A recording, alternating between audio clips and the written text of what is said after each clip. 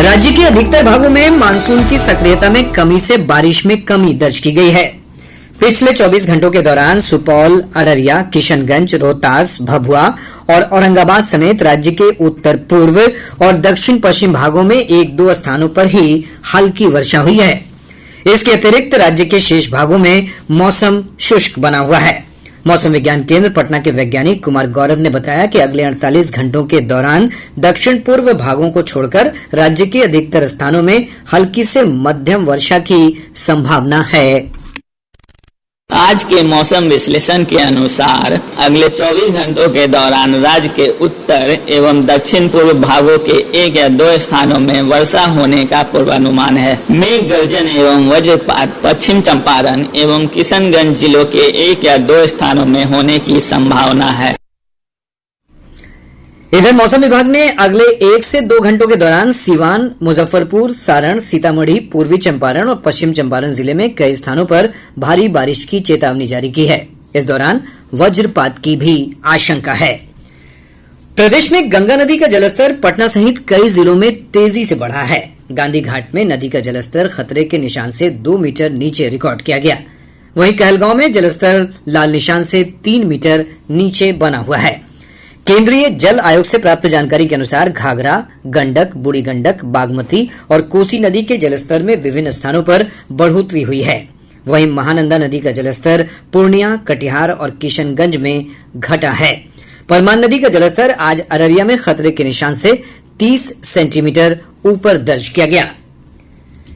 केंद्रीय स्वास्थ्य मंत्रालय ने कोविड टीकाकरण की महत्वपूर्ण उपलब्धियों को ध्यान में रखते हुए अंतर्राष्ट्रीय यात्रियों के लिए कोविड दिशा निर्देशों को और आसान बना दिया है। नए दिशा निर्देशों के तहत भारत में आने वाले अंतर्राष्ट्रीय यात्रियों के लिए आरटी-पीसीआर परीक्षण को अनिवार्य श्रेणी से हटा दिया गया है। केंद्रीय खाद्य प्रसंस्करण उद्योग मंत्रालय ने दरभंगा के ललित नारायण मिथिला विश्वविद्यालय प्रबंधन हॉल में फूड प्रोसेसिंग कॉन्क्लेव और इंडस्ट्री मीट का आयोजन किया।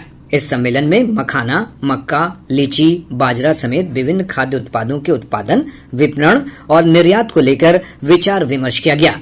वक्ताओं ने बिहार में एक खाद्य प्रसंस्करण विश्वविद्यालय स्थापित किए जाने की आवश्यकता बताई है। कार्यक्रम में दरभंगा जिले के उद्यमियों, निर्यातकों और स्टार्टअप ने बड़ी संख्या में भाग लिया। सहकारिता मंत्री सह कटिहार के प्रभारी मंत्री सुरेंद्र यादव ने आज जिले में चलाए जा रहे बाढ़ राहत कार्य की समीक्षा की। उन्होंने विभिन्न क्षेत्रों में हो रहे भीषण कटाव को रोकने के लिए उचित उपाय करने के निर्देश दिए हैं। किशनगंज जिले के जिला शिक्षा पदाधिकारी ने विभिन्न स्कूलों के निरीक्षण के दौरान अनुपस्थित पाए जाने पर 21 शिक्षकों के 1 दिन का वेतन काटने के निर्देश दिए हैं। मुजफ्फरपुर के सबसे पुराने महाविद्यालय रामदयालु सिंह कॉलेज का आज 75वां स्थापना दिवस धूमधाम से मनाया गया। इस अवसर पर सांस्कृतिक कार्यक्रमों का भी आयोजन किया गया। मुंगेर प्रमंडल के आयुक्त ने आज लखीसराय अनुमंडल कार्यालय का निरीक्षण किया। इस दौरान कर्मियों के लॉगबुक की जांच की और विभिन्न मामलों के निष्पादन में तेजी लाने के निर्देश दिए। अरवल पुलिस ने मोटरसाइकिल चोर गिरोह के सरगना को गिरफ्तार कर लिया है।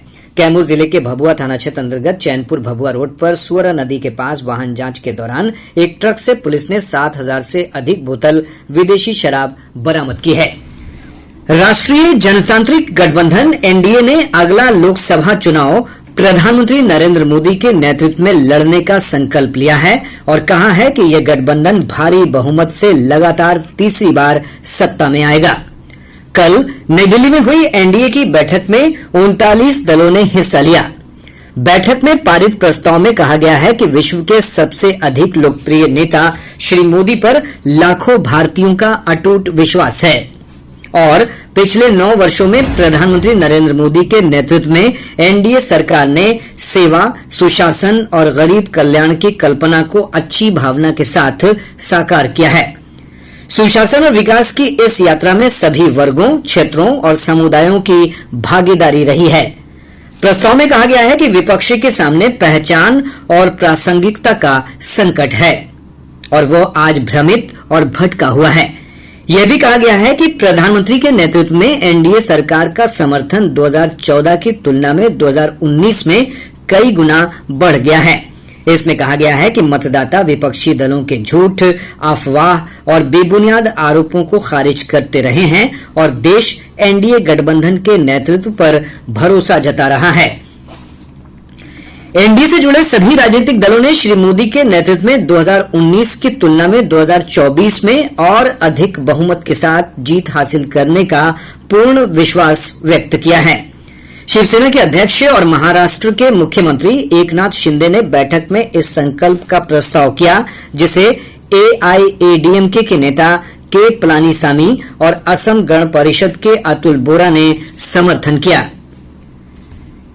इधर मुख्यमंत्री नीतीश कुमार ने कहा है कि बेंगलुरु में 26 दलों की बैठक सौहार्दपूर्ण वातावरण में हुई और चर्चा के दौरान उन्होंने पार्टी की ओर से अपनी बात रख दी है।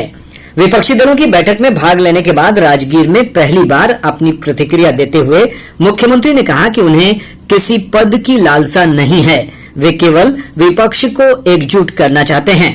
उन्होंने कहा कि विपक्षी दलों की एकजुटता को लेकर कोई मतभेद और कोई नाराजगी नहीं है। रेलवे ने सामान्य श्रेणी में यात्रा करने वाले लोगों को रियायती दरों पर भोजन और पानी उपलब्ध कराने का निर्णय किया है। रेलवे बोर्ड ने इस संबंध में आईआरसीटीसी को निर्देश जारी कर सूचीबद्ध स्टेशनों पर रेलगाड़ी के पहुंचते ही सामान्य श्रेणी के डिब्बों के सामने स्टॉल लगाने को कहा है।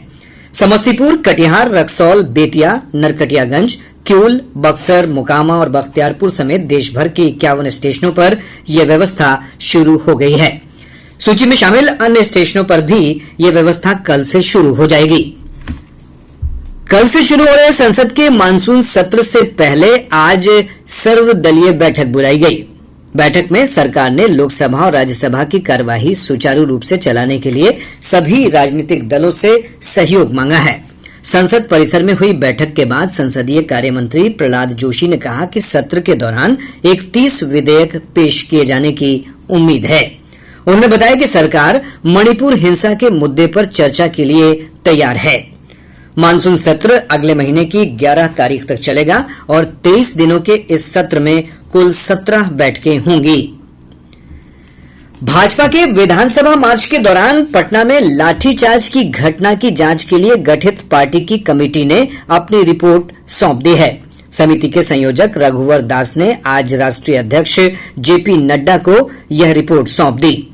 इस समिति में शामिल 4 सदस्यों ने विभिन्न अस्पतालों में घायलों से मुलाकात की और पटना के डाकबंगला चौराहे का निरीक्षण किया, लोगों से बातचीत भी की। निरीक्षण के दौरान श्री दास ने आरोप लगाया था कि इस घटना को साजिश के तहत अंजाम दिया गया था।